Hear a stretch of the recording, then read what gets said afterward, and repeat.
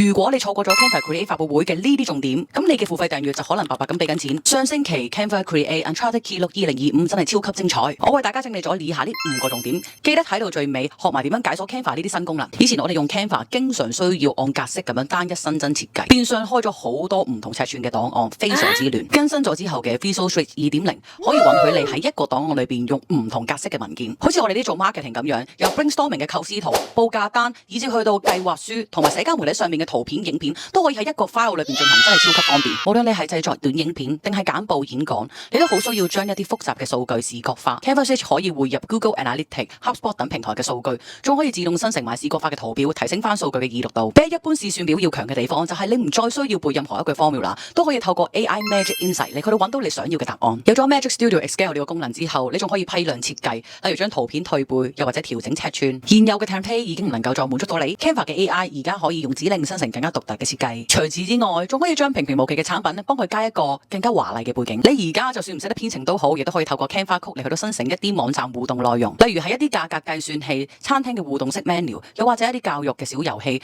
只需要輸入一啲簡單嘅文字指令，你就可以做得到。今次嘅更新仲有好多新功能，你可以去到 Canva 嗰度按住佢俾你嘅教學慢慢體驗。而家你只需要去 Canva 嘅首頁，按以上呢啲順豐唔遲，你就可以即時解鎖到新功能㗎啦。